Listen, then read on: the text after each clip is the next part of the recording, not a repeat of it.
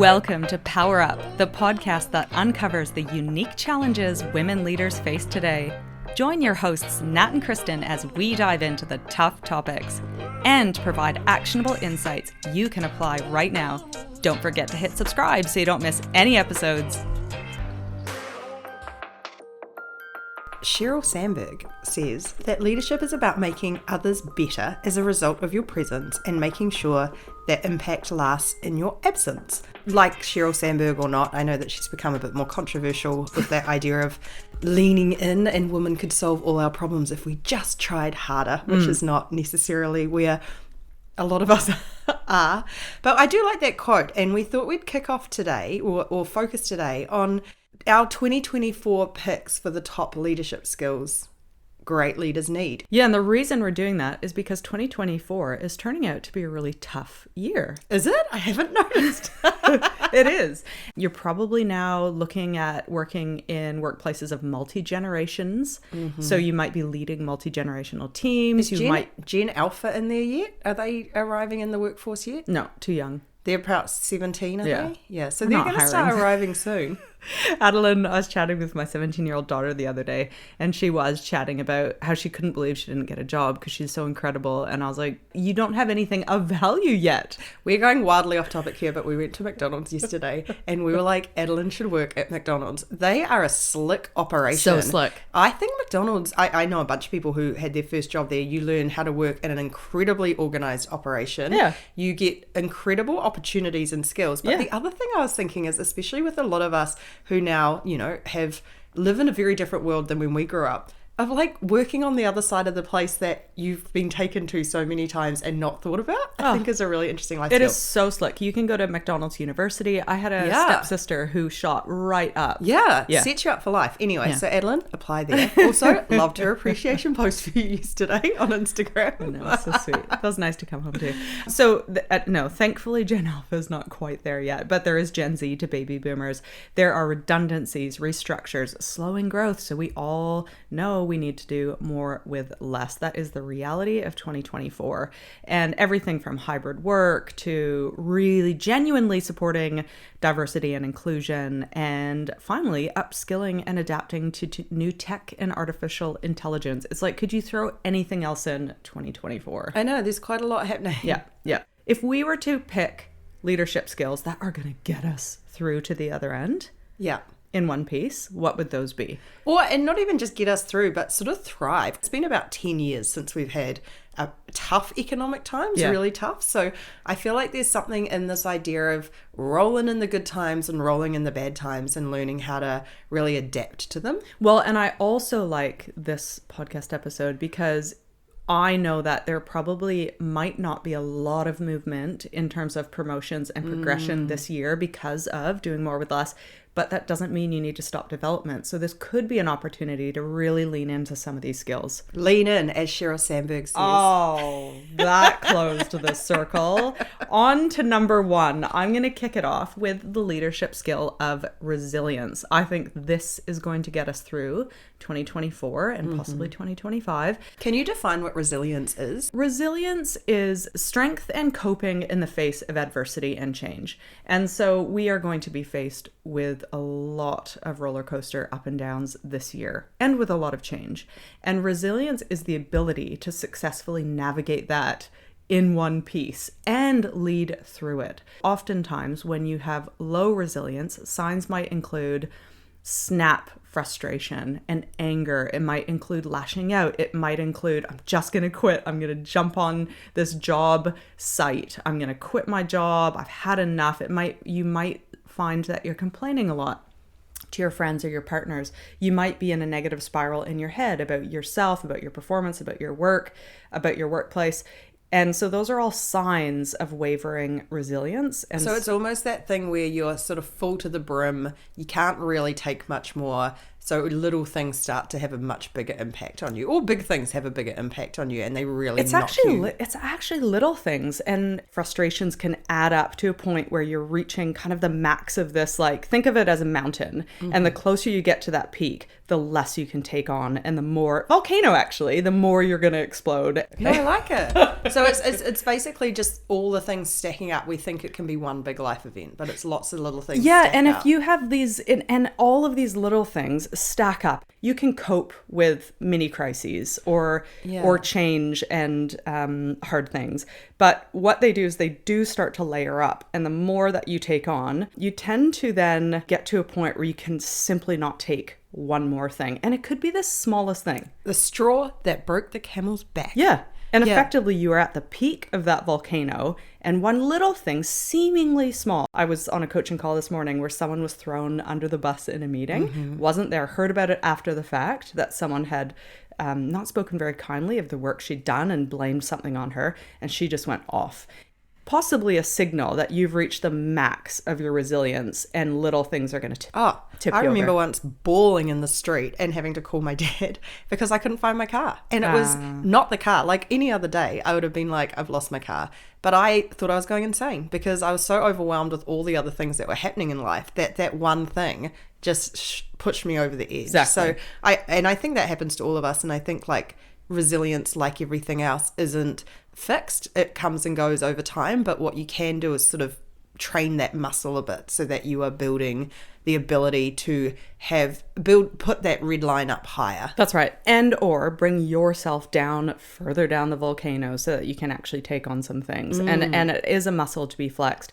And not only should you be noticing it in yourself, and you will know what it is to recover for yourself. It could be that you need to spend more times in outdoors. It might be that you have to put into place some boundaries, saying no, not taking on others' work, having a meeting with your boss in terms of workload management. So you know that for yourself, but you should be noticing in other people. If you ask someone to do something or to have someone join on a project with you, or you're faced with a tough conversation, watch those signals in others if they are nearing their max, because it's not about the thing. It's never about the thing. That's where you go, hey, what's going on with you? That's where, I mean, we can probably share some tips here, but that's where the idea of a mental health day, of actually taking proper downtime, making sure you stick to really good habits that you know work for you. So if it's going up for a half-hour walk every day at lunchtime, if it's sitting in the sun, if it's reading a book, if it's turning off your phone at nighttime, whatever it is, it's those things to kind of take you further down the mountain and to clear your brain and make sure you're freeing up a little bit more space to take on what will inevitably happen, things going awry. Yeah. And being a great leader by encouraging other people to do the same. Yeah, and really looking after ourselves, which probably leads to my first one, which is adaptability, which I think is particularly relevant as well at this time because things changed really dramatically over the last 6 years or so. We had COVID where we locked down and our entire lives had to change. And now we've gone from, in New Zealand anyway, and I know around the world the interest rates are slightly different, 2% interest to 6% interest. So suddenly our cost of living has really increased if you've got a mortgage. We've got these mass redundancies happening around the place. So things are changing really, really quickly. There is a huge difference between people who can adapt to change and people who get left behind effectively. And an example of that, I'll use the media landscape. If you were a journalist 20 years ago, you would be in a newsroom writing for a newspaper, a physical newspaper. You would probably be paid poorly but relatively well, and you would have job security and you would be the one source of news and information for people. Now if you're a journalist, you are fighting social media, mis and disinformation.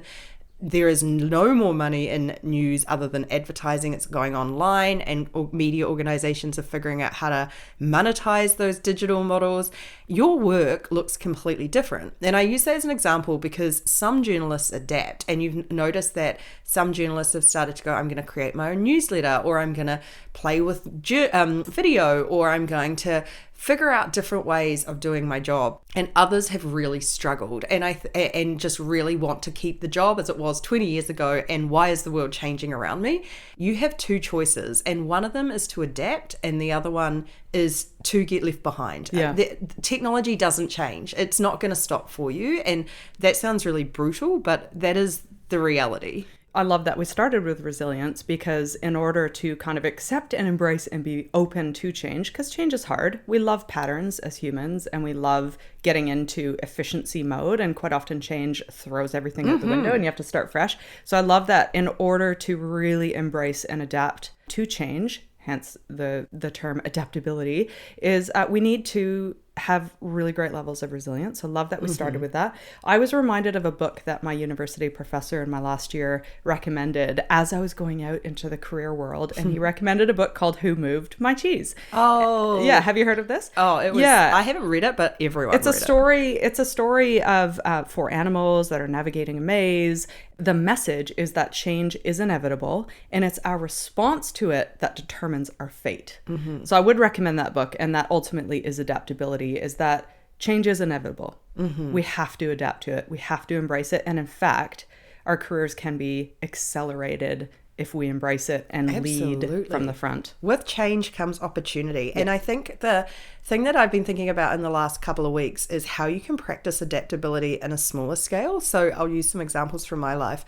I think I mentioned this a couple of weeks ago on the podcast. Kyla's family had a sick family member. A bunch of them came to stay in the middle of renovations.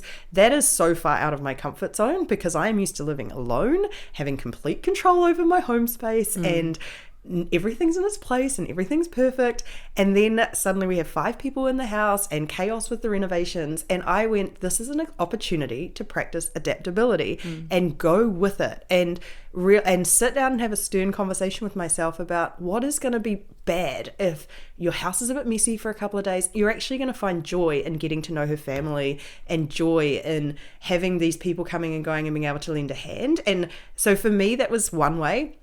The other way is doing renovations. Everything goes really hard, and everything changes, and everything gets mucked up, and people don't do what you expect them to do. And you can get resentful. I can get resentful and annoyed and frustrated and grumpy. Or I can go, I know that this is going to happen. I know that this is how this process is going to go. So I need to practice adaptability and go, things are going to go wrong. I'm going to have to deal with them. And knowing that that's the case helped me take it a lot easier and just go, this is a normal part of the process, rather than getting really frustrated about it and then getting curious about how I might do it differently. My number 2 leadership skill for 2024 is decision making. Decisiveness, first of all, and the ability to make decisions is really critical, because in high change environments, when decisions need to be made, leaders make them. And you can always tell the leader is the person that's making the call. And it can be at any level. It doesn't have to be in the top echelons of an organization, but someone making a call, be it right or wrong, but with all the available information, is a leader and will actually take a risk and then, develop actions in a team to implement. But I love this idea of measured decisions in times of crisis. And that, I think there's a couple of things we can rely on. Number 1 is the people around us. And so obviously seeking input and listening is a fantastic leadership skill as it pertains to decision making. Looking externally at the cues, the environment, like what's happening externally. The ability to make a decision and take a step forward is increasingly important. And I just want to do a call out for actually trusting your experience, because we often will second guess our experience as it relates to decisions, which impacts our decisiveness and our leadership, people's perception of our leadership skills.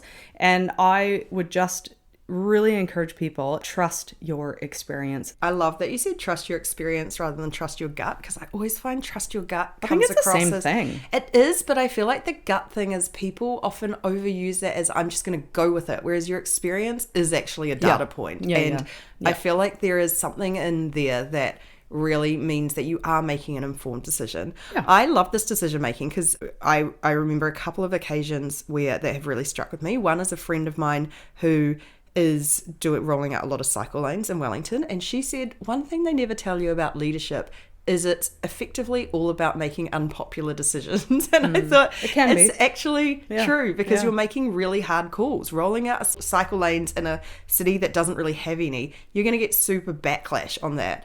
But if you know it's the right thing to do based on your experience, based on the data, you've got to make that call. And the second time was with Dad, who used to run our military here, and he was making calls about whether or not to go into Afghanistan and Iraq. And he said the number of times people retrospectively would say, you made the wrong call. And he's like, great. If I'd had all that information and all that data at the time, I may have made a different decision. you can't make that. You No. don't have that information at Yeah. the time. And that to me was a great leadership lesson, in that you are never going to have enough information and enough time to make the perfect decision, but you've got to use what you've got and make the right one at the time. Yeah, and indecisive CEOs will fall this year. Oh Absolutely. yeah, and you can see people who've made it into top leadership positions by not rocking the boat, and they become incredibly ineffective because they just haven't stretched that muscle ever. There's something about leadership, the concept of having people follow you, and if you make a decision, that is clarity. It provides a path, and people will follow you along that decision. And ultimately, you'll learn if it's the right or the wrong thing. Making the decision's the right thing. Absolutely. Okay, well then the next one is curiosity, which I actually think ties in with all of these. And curiosity is, in my opinion, one of the greatest things. It almost removes ego from decision making, from leadership, because quite often we all have egos, and defensiveness is a natural instinct. And when you are in those decision-making situations, or when you have to adapt, or when your resilience is low in all of these situations, I think curiosity is the thing that flicks it from really hard into really interesting, I think is probably the term I'd use.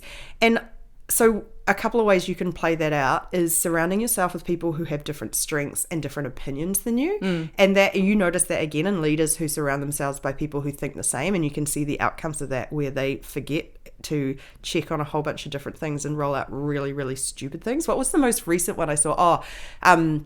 It was women's rugby. Rugby, but it was a women's rugby initiative, and they did a women's rugby players versus men's rugby players. And it was like, women lead with passion and they like to use their emotions, and men lead with intellect.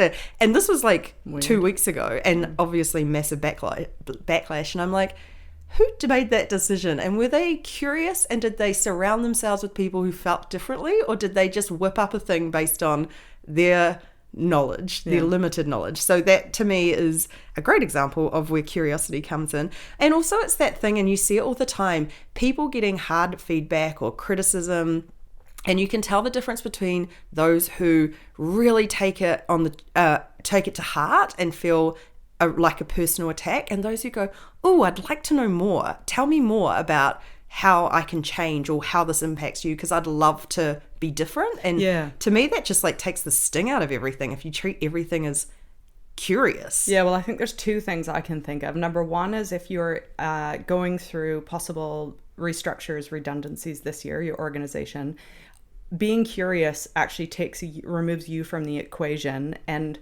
again, looking at a macro level of the organization, you start to think, why is it, how did we get here? Why are they making decisions like this currently? And it allows you to connect the dots to ultimately, if you become in that position, why you have to make some of those hard calls. But I think it removes that concept of us versus them, and go, gosh, we are actually in a really tough place at the moment, this organization, and for its survival, for its growth, whatever, we might have made some mistakes in the past, but it gives a deeper understanding and empathy for some of the tough decisions to be made, should they be handled well. That's the first thing. I was going to say the flip side of that is get curious about how you can change how it impacts you. Yeah. And that's things like maybe thinking about what's next for you. Yes, all that yes. sort of side. Yeah, So yeah. Just in terms of Yeah, no, I like practicalities, that. you're like, I really feel empathetic for this organization. I still don't have a job. Yeah. Well, you might, but it might be like, if you were in the top job, what would you do? Yeah, I like that. It gives you an Yeah. understanding of like, well, what does your revenue look like, or how are you driving towards growth or goals, or what are the stakeholders and shareholders expect of your business right now? It actually takes you away from love that. yourself, and you get curious. Because there's also what's that quote? Everyone can be an armchair expert, but unless you're in the stadium fighting the battle. Yeah. And I feel like this is a great way to learn leadership skills, Yeah. right? Yeah. Yeah. And the second thing that I thought of is, this will be a year of conflict, and curiosity is probably the greatest overcomer of conflict, when you can actually just stop and listen to the other person's perspective and get curious about where they're coming from, what they might be experiencing, how might it feel to be in their shoes, and to genuinely ask and start seeking. I love that. Yeah. I actually talked to a Powrsuiter who did exactly that, and they went from probably a year-long conflict to besties who now work really closely together because Wow. it was just a couple of misunderstandings Yeah. and a lot of assumptions about what each other thought. And by becoming an expert on the other side, she really diffused the situation and fixed it, which I love. My number 3 leadership skill, and my last one, is communication. And uncertain times call for an increase in communication.